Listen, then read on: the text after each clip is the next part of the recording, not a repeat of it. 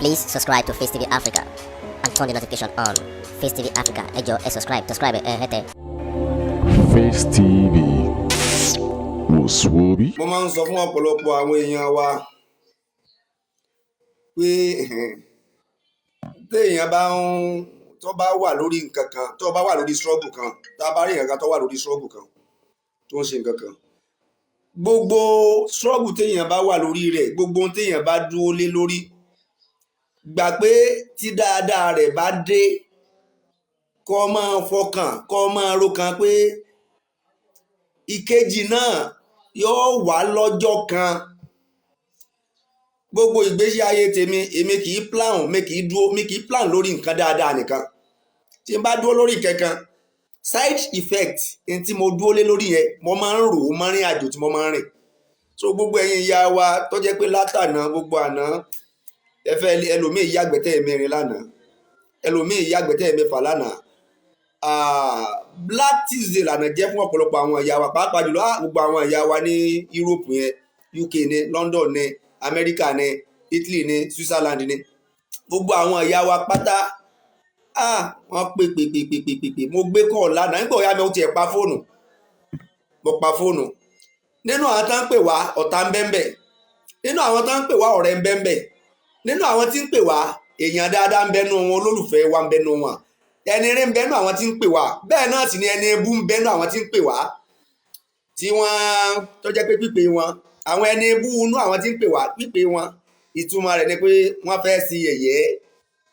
wọ́n fẹ́ sí yẹ̀yẹ́. Àwọn ẹni eré tí ń pè wá nínú àwọn tí ń pè wá, pípé wọn, pípé pé ṣé bí ó wà ṣe rí rèé, pípé ìbànújẹ́ tó bá wọn làwọn pè wá. So eléyìí ọba wa kò bá wa lójijì, kò bá wa lójijì. Dẹ̀dẹ̀rìn òpónú kan ti pè mí lánàá tó ní àfáà àbóná sí wa mú olóyè báyẹn, ó dojú tì wá o, kò yẹ kárí mú báyẹn. Sẹ́ẹ̀rí pé òpónú ni irú ẹni báwọn, òpónú gidi ni, òpónú gan. Mo ní láti kọ́ ti fún ọmọdé títorí pé ẹranko ni irú ẹni bẹ́ẹ̀. Gọ́fúmẹ́ǹtì, odidi ìjọba orílẹ̀-èdè tí kìí sọ orílẹ̀-èdè kékeré, tí kìí sọ giant of Africa, odidi ìjọba giant of Africa, wọ́n bá èèyàn kan ṣoṣo, wọ́n dojú ìjà kọ èèyàn kan ṣoṣo. Sẹ́ẹ̀rí pé orí ẹni tó bá sọ pé Sunday Igboho lágbára, sẹ́ẹ̀rí pé orí rẹ̀ ò pé. Alfa Abbas wá sọ́tọ̀lẹ̀ ẹ wọlé ẹ máa bọ̀ nulẹ̀. Sẹ́ẹ̀rí pé orí irú ẹni bẹ́ẹ̀ ò pé. Orílẹ̀-èdè, country, giant of Africa, Nàìjíríà tí kìí ṣẹgbẹ́ àwọn akẹgbẹ́ rẹ̀ ní Áfíríkà, wọ́n wá dojú ìjà kọ èèyàn kan ṣoṣo pẹ̀lú gbogbo agbára tọ́lọ̀ fún wọn, pẹ̀lú owó òbítíbitì owó tán ń jí kó, pẹ̀lú ọ̀pọ̀lọpọ̀ weapons tí wọ́n rà tán lè fi dojúkọ àwọn Boko Haram, pẹ̀lú ọ̀pọ̀lọpọ̀ sophisticated weapons tí wọ́n ní tí Nàìjíríà ní tí wọ́n kó pamọ́ tán lè lọ dojú rẹ̀ kọ àwọn Boko Haram bandit. Wọ́n wá dojú gbogbo weapon wọn, gbogbo agbára wọn, wọ́n dojú ẹ̀ kọ èèyàn kan ṣoṣo, wọ́n centralize ẹ̀ lórí èèyàn kan ṣoṣo. Àwa ń pẹ̀lú ẹni bẹ́ẹ̀ pé àti ọ̀làgbára. Sẹ́ni kó rí ẹni bẹ́ẹ̀, jẹ́ kí gọ́ọ̀mẹ̀ntì ó dojú ìjà kọ odidi family yẹn bí ọ̀bà nírun, kí gọ́ọ̀mẹ̀ntì ó dojú ìjà kọ family sásọ agboolé yẹn ní family house yẹn tàbí odidi ìlú yẹn, kí gọ́ọ̀mẹ̀ntì ẹ wo ìgbà tí bàbá wa Tinubu tó ní misunderstanding láyé Ọbásanjọ́ pẹ̀lú Ọbásanjọ́ lẹ́jọ́ fà á, odidi Èkó nìyẹn o, ẹ̀wọ̀n bẹ́ẹ̀ kò ṣe tóbi tó, ládùúrú owó tẹ́ kò ń rí, ládùúrú ọrọ̀ ajé tí ń bẹ lẹ́kọ̀ọ́, bí sí Tinubu ó ṣe wàhálà, ọmọ àpò òun bá ìjọba fa, òun náà wà níjọba, ó wà ní system o, Tinubu wà ní system o, nígbà tó àti ẹnu pòun àti ẹnu pé state àti federal ní misunderstanding nìyẹn o. Káwá sọ pé ìjọba gbogbo country wọ́n wá dojú ìjà kọ èèyàn kan ṣoṣo. Ọkùnrin lolóyè Sunday Igboho. So nínú tèmi máa sọ fún àwọn ìyá wa ẹ̀ka rọ̀, nínú tí mo máa sọ fún àwọn ìyá wa àtàwọn brothers àti gbogbo àwọn ẹbí mo máa láìkí ẹni tó bá jí akin kó máa prepare mind ara rẹ̀ lẹ̀. kì í sórí ibú fún ẹni tó bá jẹ́ activist pé wọ́n arrest ẹ̀ wàláhì kì í sórí ibú kì í sórí ibú àkànlé máa gbàdúrà kírú ẹ̀ máa ṣẹlẹ̀ sáyé sí àtọ́rí pé ọ̀pọ̀lọpọ̀ afẹ́ràn olóyè Sunday Igboho ààbẹ̀ kí nǹkan kan ṣe wàláhì ibi tí àwọn activist ẹni tó bá ti dúró lórí pé mo fẹ́ gba ẹ̀tọ́ aráàlú mi mo fẹ́ gba ẹ̀tọ́ àwọn èèyàn mi ẹni tó bá ti dúró lórí rẹ̀ ilé tí wọ́n máa ń yàn ibi tí wọ́n máa ń yàn ní ilé lọ́gbà ẹ̀wọ̀n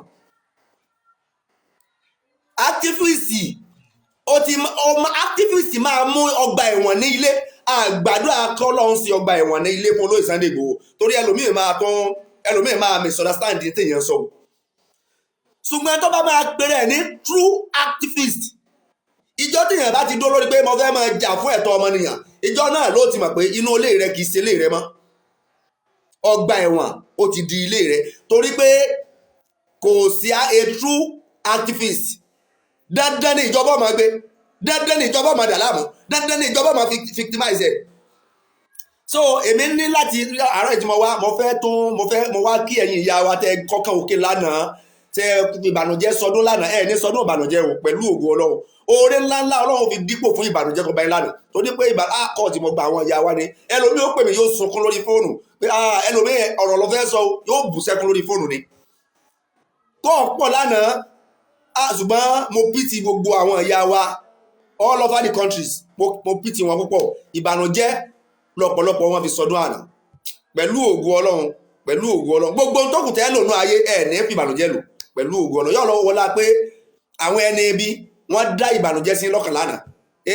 àwọn náà padà rí ìbànújẹ́ tó fi kú láyé ẹ̀yin ò tún rí ìbànújẹ́ má tẹ́ fi kú láyé pẹ̀lú ògo Ọlọ́run ṣùgbọ́n mo wá ẹ̀yin ìyá wa tá a bá gbọ́ pé kíní kan ààrẹ sí olóyè kì í ṣe ìbànújẹ́ kò sí sábúrú kì í sábúrú ẹni tó bá ti ní tá a bá ti rí when we discover the problem automatically there must be a solution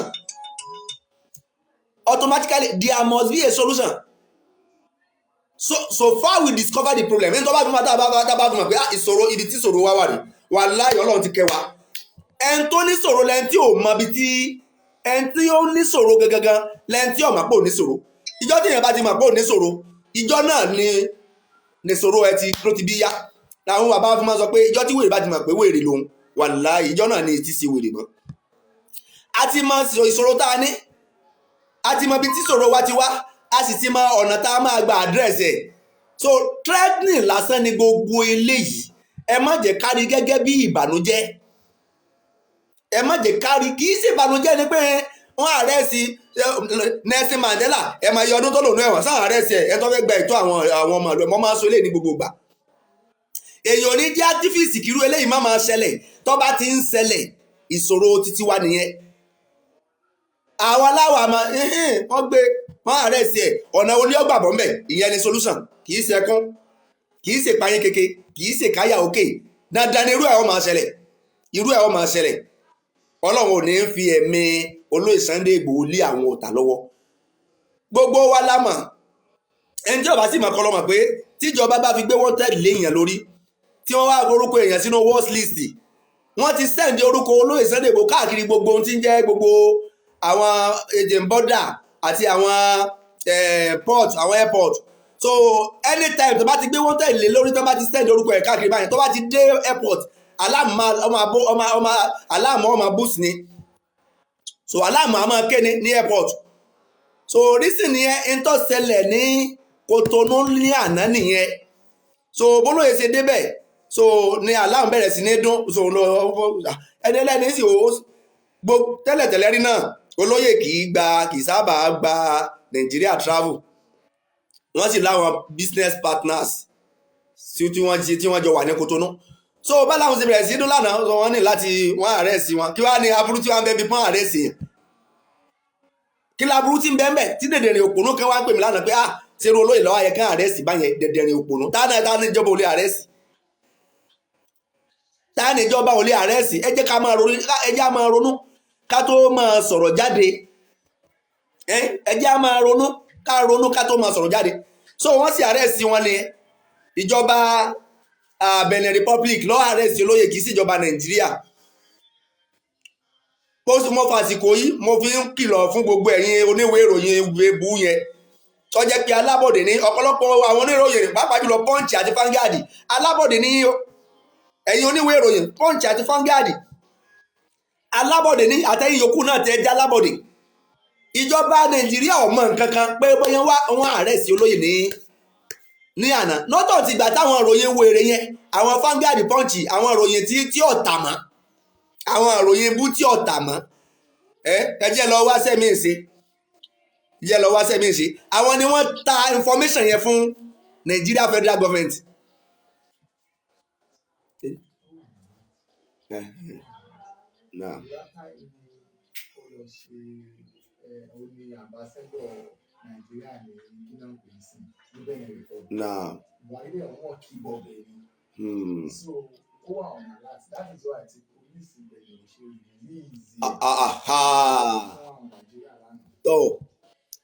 So àwọn tí wọ́n ti kó àwọn spies sí Benin Republic káàkiri wọ́n ti di àwọn spies síbẹ̀ pé anytime tẹ́ bá ti rí Ìgbòho ẹ tètè sọ fún wa nílé wọ́n sọ fún wọn ṣùgbọ́n àwọn ìlú Benin Republic kọ́lọ̀ má jẹ́ kí France kọ́lọ̀ má jẹ́ kí wọ́n rí wọn influence torí pé they are under France. Àwọn ń bọ̀wọ̀ fófin unlike this country tí wọ́n à ní ìbọ̀wọ̀ kankan fún òfin.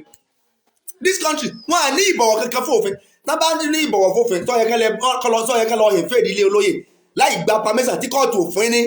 warrant search warrant wọ́n kàn lọ bug. There is no any law kò sí òfin kankan lórílẹ̀-èdè táwa yìí. So